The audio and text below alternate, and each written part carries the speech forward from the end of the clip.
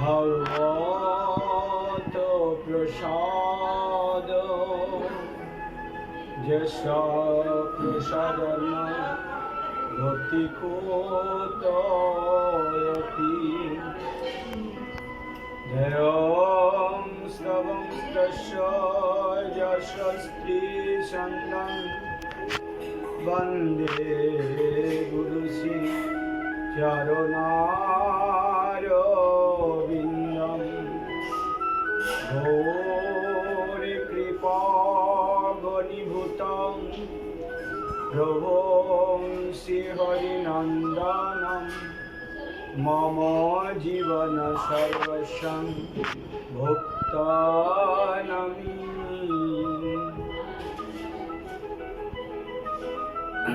আজানো লম্বিত ভুজ কনকাবদাত সংকীর্তনৈকপিতর কমলায়তাক্ষ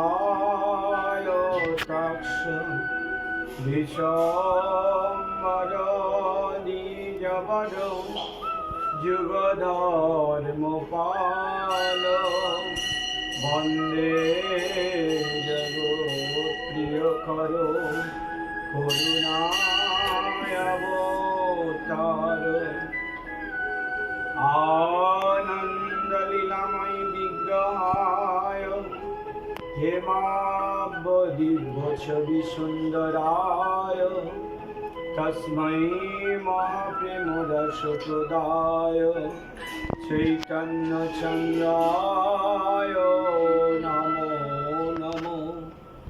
মুখং করোতি বাচালং পুংগং লঙ্ঘয়তে গিরিং যৎকৃপতমহং বন্দে পরমানন্দমাধবম। তপ্তো কাঞ্চন গৌরাঙ্গী রাধে বৃন্দাবনেশ্বরী বিশ্বভানুসুতে দেবী তং নমামি হরিপ্রিয়ে। বাঞ্ছাকল্পতরুভ্যশ্চ কৃপা সিন্ধুভৈব চ পতিতানাং পাবনেভ্যো বৈষ্ণবেভ্যো নমো নমঃ। জয় রূপ সনাতন ভট্ট রঘুনাথ শ্রী গোপাল ভট্ট দাস রঘুনাথ। হে চাই গোসাইর করি চরণ বন্দন যার হইতে বিঘ্ননাশ অবিষ্ট জয় গৌর ভক্তবৃন্দ গৌর যাদের প্রাণ সবে মিলে দেহ মরে গৌর ভক্তিদান। নিতাই গৌর হরি বল নিতাই গৌর হরি বল নিতাই গৌর হরি হরি বল।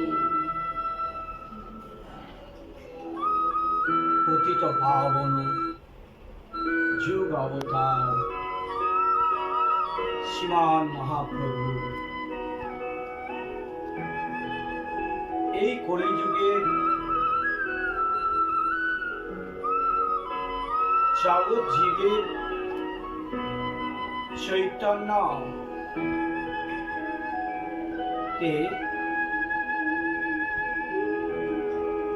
জাগিয়েছেন। মনুষ্য জীবনে মানুষ ঘুমিয়েই আছে। এই চেতনা শক্তি চৈতন্য জীবের অচৈতন্য অবস্থায় তারা পড়ে রয়েছেন। তার জন্য পতিত পাবন অবতারে এই ধরাধামে এসেছেন, কারণ শ্রীমন মহাপ্রভু এই যে 24টা অবতার আদি মধ্যে তিনি নেই। কারণ কি? শ্রীমন মহাপ্রভু অন্যান্য যুগে যে ভগবান অবতীর্ণ হয়েছেন, লীলা করেছেন, সংহার করেছেন, রাম অবতারে অসুরাদি নিধন করেছেন, জগৎকে শিক্ষা দিয়েছেন, জীব জগৎকে নিজ আচরণ করে শিক্ষা প্রদান করেছেন। ভগবান শ্রীকৃষ্ণ তিনি লীলার মাধ্যম দিয়ে বিবিধ অসুর আদি সংহার আদি করেছেন। কিন্তু শ্রীমান মহাপ্রভু আমার সংহার করেন নাই। কেন? তিনি অহেতুকী কৃপা প্রেম বিতরণ করে ভক্তি প্রদান করেছেন। ভালোবাসার মাধ্য দিয়ে কলিযুগ যে জীবকে উদ্ধার করেছেন। কোনো অস্ত্র নাই, কোনো শস্ত্র নাই, একমাত্র অফুরান্ত এই প্রেম। জীব জগৎকে যে অফুরান্ত প্রেম প্রদান করেছেন শ্রীমান মহাপ্রভু, যে রকম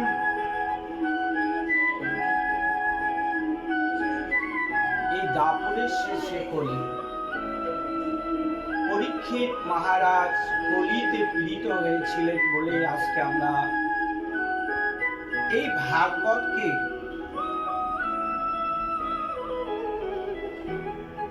আমরা আস্বাদন করতে পারছি।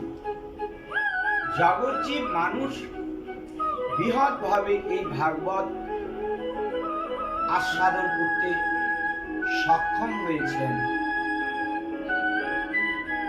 সেটারও পূর্ণ শক্তি শ্রীমান মহাপ্রভু। তাই পরীক্ষিত যে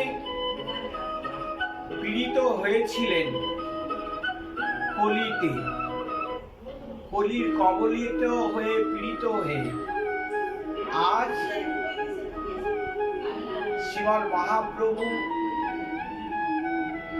এই যুগ কলিযুগ প্রতি পাবন অবতারে প্লাবিত করে বন্যায় ভাসিয়ে দিলেন।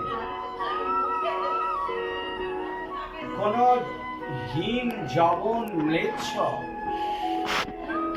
দুরাচার দুরারোগ্য প্রত্যেককেই তিনি অকাতরে প্রেম বিতরণ করে জীব জগতে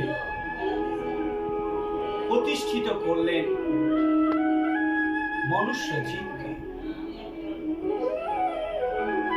তার জন্য কলি মহারাজের অশ্রু বিগলিত হচ্ছে। মহাপ্রভুর চরণে লুটিয়ে যেন বলছেন, প্রভু আমায় রাজত্ব দিলে, আর তো আমার কোনো অধিকারই নেই, তো আমি কি করব? আমায় রাজ সিংহাসন দিয়েছ,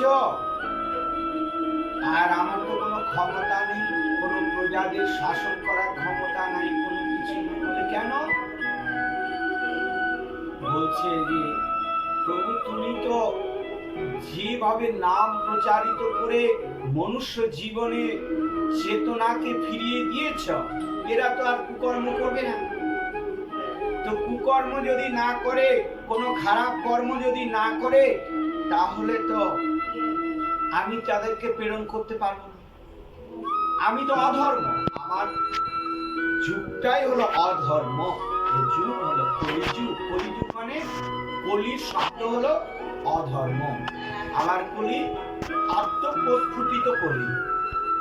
যেটা হয় কেন, এটা শ্রীমান মহাপ্রভু এই অবতারে এসেছেন বলে এই কলিকে বলা হচ্ছে আত্মপ্রস্ফুটিত কলির যে সৌন্দর্য, যে সুগন্ধি, তদ্রূপ আমাদের এই কলিতে মনুষ্য জীবনে অল্প ভজনের মধ্যে দিয়ে যদি চেতনা থাকে, সৎ চিন্তার দ্বারা যদি তিনি ভজন করেন, তাহলে ভগবানকে পেয়ে যাবেন। তো তাই প্রভু তুমি তো সবাইকেই উদ্ধার করে দিলে। মহাপ্রভু বললেন, বলি মহারাজ, তোমাকে আমি স্থান দিলাম, এই মাসে দুটো দিন, অর্থাৎ 15 দিন অন্তর অন্তর ব্রত তিথি আসবে। এই ব্রত তিথিতে যারা দ্রব্য আদি ভোজন করবে, তারা যদি সৎ ব্যক্তিও হয়, তাহলে ওই দ্রব্যের মধ্যে দিয়ে যত যত গ্রাস ভোজন করবে, যত দানা অন্ন ভোজন করবে, তত তত রাশি রাশি ব্রহ্মহত্যা পাপ লেগে। এই ব্রহ্মহত্যা পাপের কথা বলে দিলেন মহাপ্রভুর, জগতে দেখিয়ে দিলেন যে দেখো, এই যে একাদশী ব্রত দিন যে কোনো ব্যক্তি, ছোট হোক বড় হোক, তারা যা কিছুই খায়, পাপ না করলেও এই ব্রহ্মহত্যার পাপ কলির মহারাজ তার মধ্যে ঢুকে যায়, অসৎ কর্ম করাবেন এবং পাপ কর্ম করাবেনই। আর তার জন্য আমাদের বাঁচার উপায় বললেন যে এই যে পঞ্চশস্য, এই পঞ্চশস্য আদিকে বর্জন, অর্থাৎ এই বস্তুগুলোকে আশ্রয় যদি আমরা না করি, তাহলে কলি মহারাজ আমাদের কাছে প্রবেশ করতে পারবে না। কেন? বলে একাদশী মহারানী আহিতিথি কৃপা, যে ভগবানের অংশে তিনি আবির্ভূত হয়েছেন, এবং এই একাদশী মহারানী যেখানে যেখানে কোনো ভক্তগণ একাদশী করে এবং যেখানে হরিবাসর হয়, যেখানে হরিকথা হয়, একাদশী মহারানী নিজের অস্ত্র নিয়ে সেখানে দণ্ডায়মান হয়ে থাকে। বলে কেন? বলে সেখানে কোন রকমে ওই সভার মধ্যে কাম, ক্রোধ, মোহ এবং শত্রু কে বিনাশ করার জন্য, দস্যু ডাকাত গুলো তাদেরকে বিনাশ করার জন্য তিনি অন্তরালায় তিনি প্রকাশিত হয়ে থাকেন, মানুষ দেখতে পায়। কারণ এটাই হলো চেতনা। একাদশী মহারানী প্রভুর কাছে চেয়েছিলেন যে তোমার যেখানে হরিকথা হবে, যে তোমার ব্রত করবে, সেখানে আমায় একটু সেবা দেবে প্রভু, যেন আমি তোমার সেবা করতে পারি। কোন রকম আনুষঙ্গিক সেখানে ঝড় ঝগড়া গন্ডগোল এগুলো যেন না হয়, আমি সেটাকে ক্ষমতা আমি রক্ষা করব। তার জন্য একাদশী মহারানী ভগবানের সান্নিধ্যে, যেখানে ভগবানের গুণাকীর্তন হয়, যেখানে তার লীলা কীর্তন হয়, সেখানেই ভগবান বিরাজমান। আর সেই মনুষ্য জীবনে বলে চোর ডাকাত কি সব সময় এসে বসে আছে? বলে চোর ডাকাত আমার শরীরের মধ্যেই আছে। এই যে ছয় রিপু পঞ্চ ইন্দ্রিয়াদি, এই যে দস্যুগুলো আমার ভেতরে বসে আছে, এরাই আমার বাধা দায়ক। এই শত্রুগুলোকে বিনাশ করবেন একমাত্র একাদশী মহারানী। আর এই কলিযুগের সর্বশ্রেষ্ঠ ব্রত, যে ব্রত পালন করলে আর কোনো প্রাকৃত ব্রত আর করতে হয় না। একাদশী মহারানীর এত শক্তি, যে ভক্তি সঞ্চারিত হয়ে অনাদি রাধি গোবিন্দের যে অফুরান্ত লীলার মাধুর্য সৌন্দর্য রসে ডুবিয়ে দেয়। তার জন্য এই সাহারাটা করছেন একাদশী মহারানী।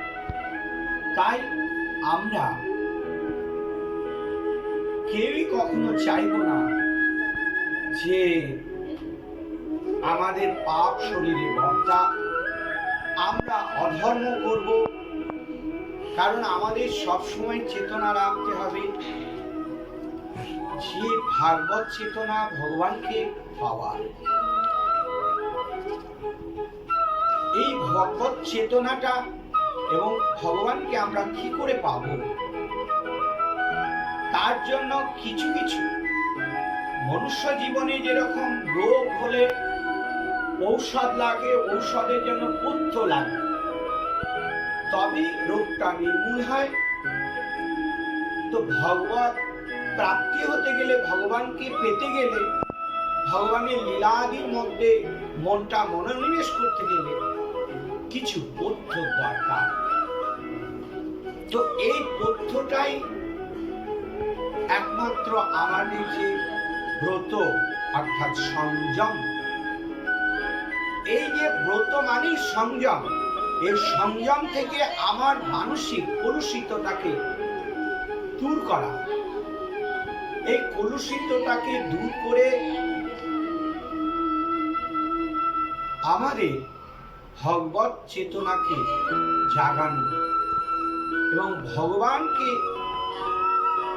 থেকে আমরা এসেছি, কিন্তু মায়ার কবলিত হয়ে মায়াতে দগ্ধীভূত হয়ে আমরা সব ভুলে চলে গেছি। আমরা সেই অনাদি বহির্মুখ জীব জ্বালা যন্ত্রণায় ভোগ করছি। তাই আমাদের এই মনুষ্য জীবনের চেতনা এবং ভগবানকে পাওয়ার একটাই উপায়, যে মন সংযম করতে গেলে ব্রত করা উচিত। তো এই ব্রতই যে সর্বশ্রেষ্ঠ মুখ্য প্রাপ্তি ফল, সেটা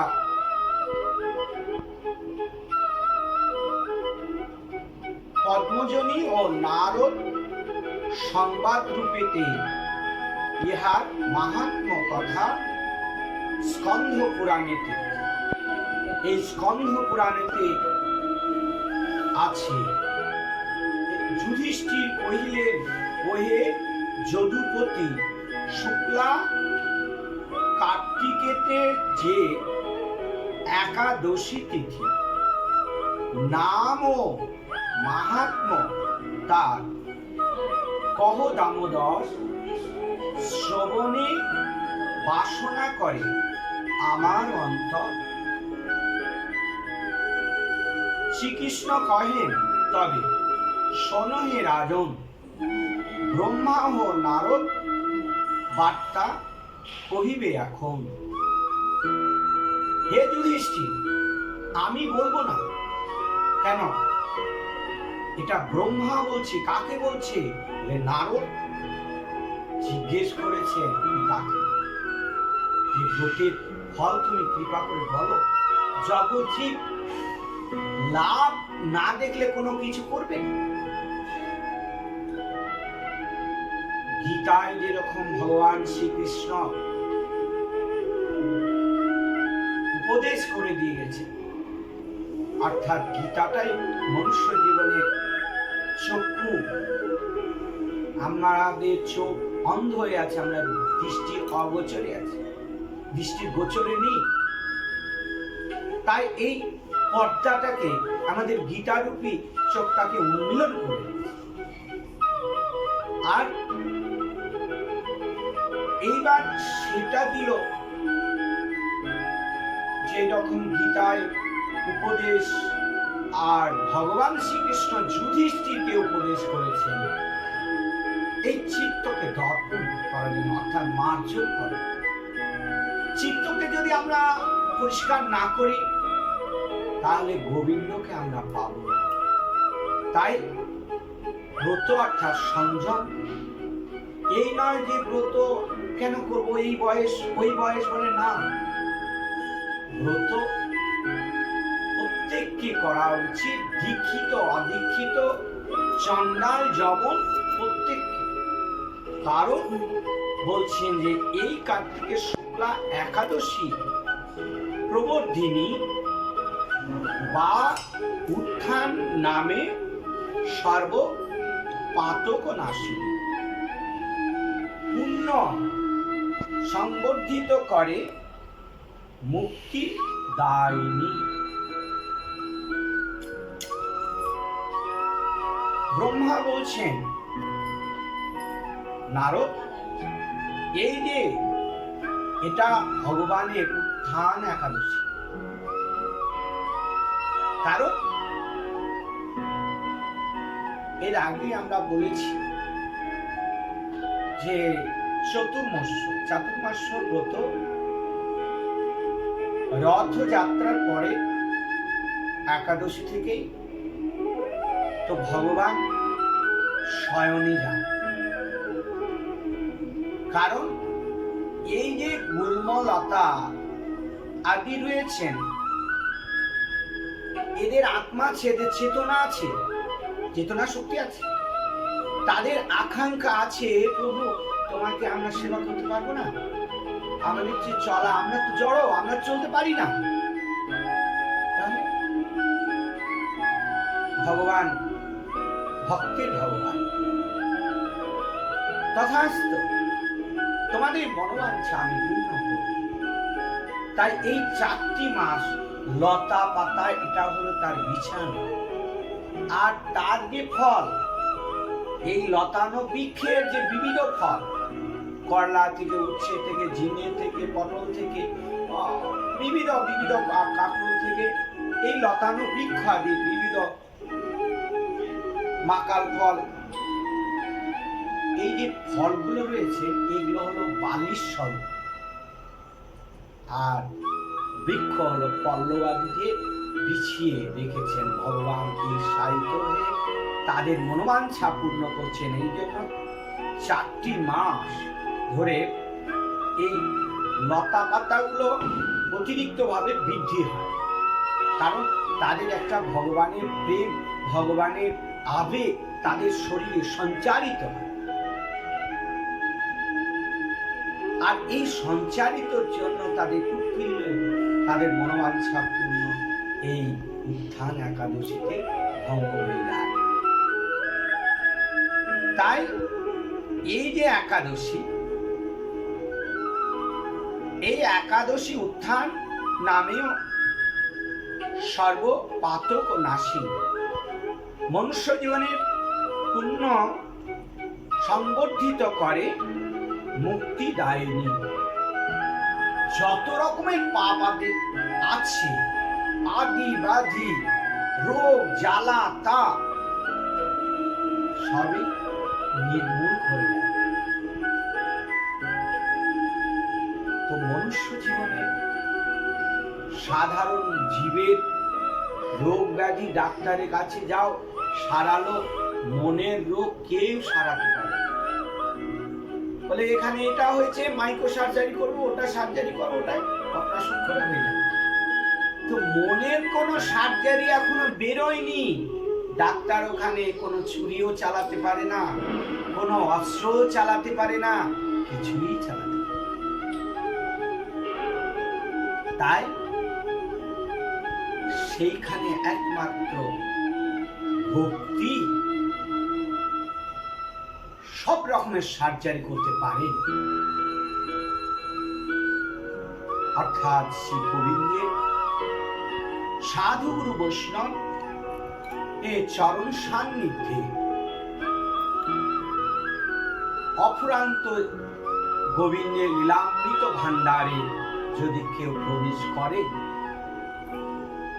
তাহলে তার সব সার্জারি শেষ হয়ে যায়, সব রোগ ব্যাধি নির্মূল হয়ে যায়, কোনো কিছু বাকি থাকে। তাই এই ব্রত করলে সব রকমের আদি বাদি পাপ তাপ সব দূরীভূত হয়ে যায়, আর পুণ্য সংবর্ধিত। শুধু তাই না, নারদ এই যে নিষ্ঠুর সহিত এই ব্রত উপবাসে ভবের দুর্লভ বস্তু লভে অনাসে, এই একাদশী ব্রত ভক্তিতে পালনে কখনো বঞ্চিত নহে সর্ববিধ ধনে। রাত্রি জাগরণ করে শ্রী হরি বাসরে, তুলসী তুলা রাশি বট সর্বপাপ ভস্মসাৎ করে। বলছেন যে দেখো,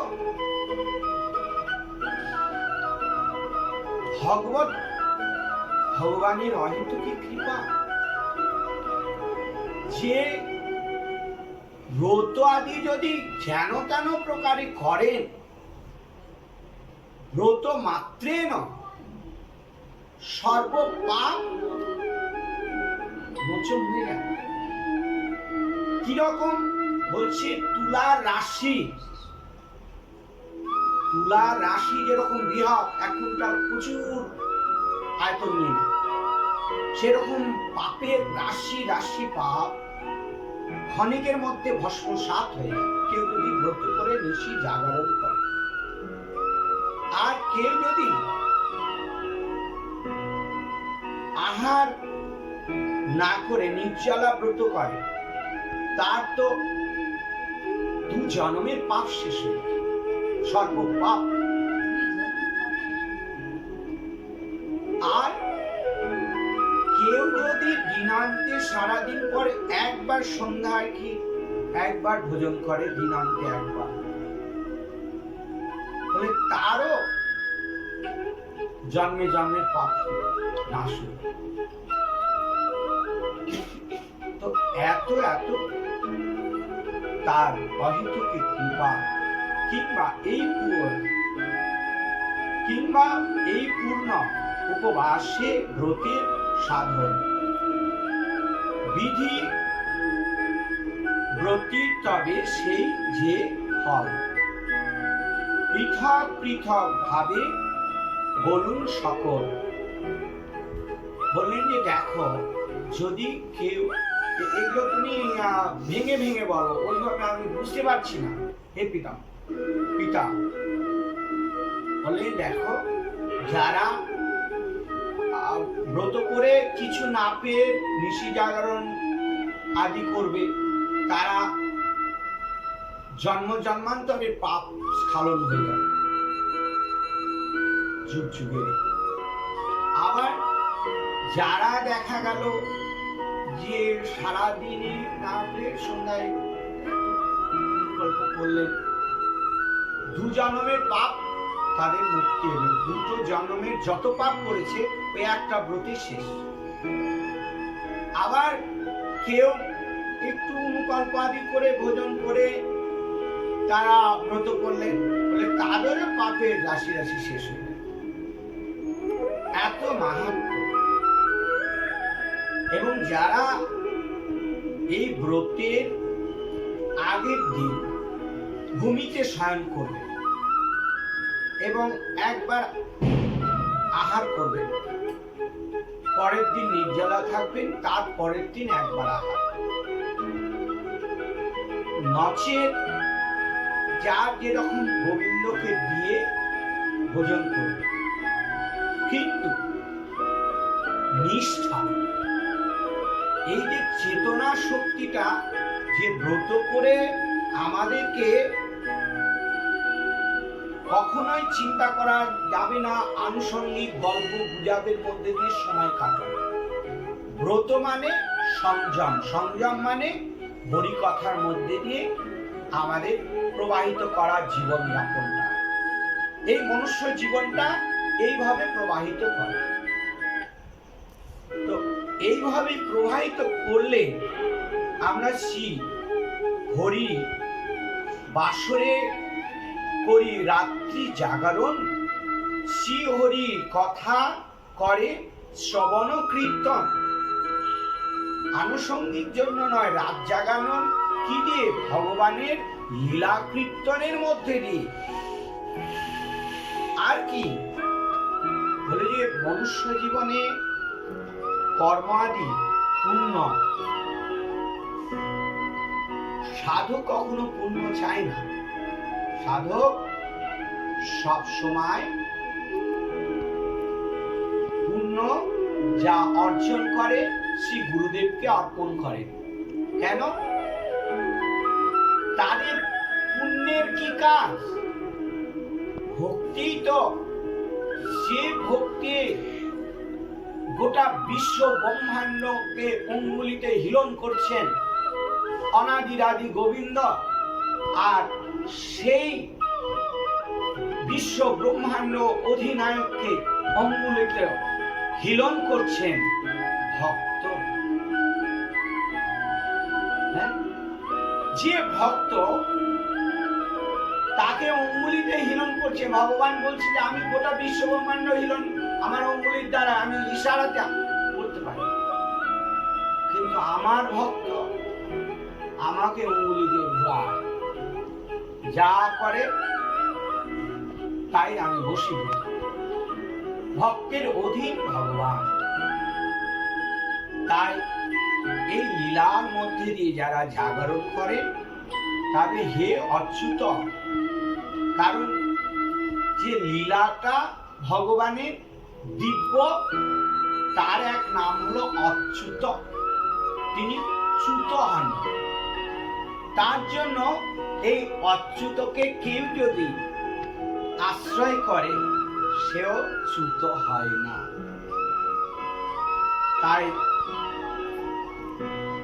এই যে ভগবানের অপার অনুকম্পায় এই ব্রত আদি আমরা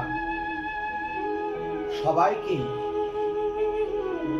প্রার্থনা করব যে গৃহস্থ মা বোনদের, ভাইদের, বাবাদেরকে সবাই কৃপা করে এই ব্রত আদি পালন করবেন। এবং এই ব্রতে শুধু নিজের কল্যাণ নয়, ধরিত্রী মার কল্যাণ, শুধু ধরিত্রী মার কল্যাণ নয়, জগতের কল্যাণ, জগতের কল্যাণ নয়, বিশ্ববাসীর কল্যাণ, বিশ্ববাসীর কল্যাণ নয়, দেব দেবতা নাগ কিন্নর যক্ষ প্রত্যেকেরই কল্যাণ হবে। একটা মানুষ এমন একটা কর্ম করলে, সৎকর্ম করলে সবাই তার প্রাপ্য হয়ে থাকে। তাই আমরা এই ব্রত আদি পালন করা প্রত্যেকেরই কর্তব্য, এবং প্রত্যেককে সহায়তা করা, প্রত্যেককে উপকার করা। এটা মনুষ্য জীবনে আত্মকেন্দ্রিকতা নয় যে আমি খাবো, আমি থাকবো, আমি ভালো থাকবো, এটা নয়। আমি ভালো আছি, আরো 10 জনকে ভালো করতে হবে, 10 জন ভালো আছে, আরো সবাইকে ভালোবাসা করতে হবে। ভালোবাসা প্রীতিকায় মনুষ্য জীবনের ধর্ম। আজকের ভাগবতের কথা এই বলে এখানে বিশ্রাম লাভ করছে। এই ব্রত কথা কেউ যদি শ্রবণও করে তাহলেও সাক্ষাৎ ভগবানের কাছে পৌঁছাবে। আবার কে ব্রত করেছেন তিনি তো যাবেনই, যে না করে যদি শ্রবণও করে তিনিও সেখানে চলে যাবেন। তাই আজকে গদ্যকথার এখানে বিশ্রাম লাভ করছি। জয় শ্রী রাধে, জয়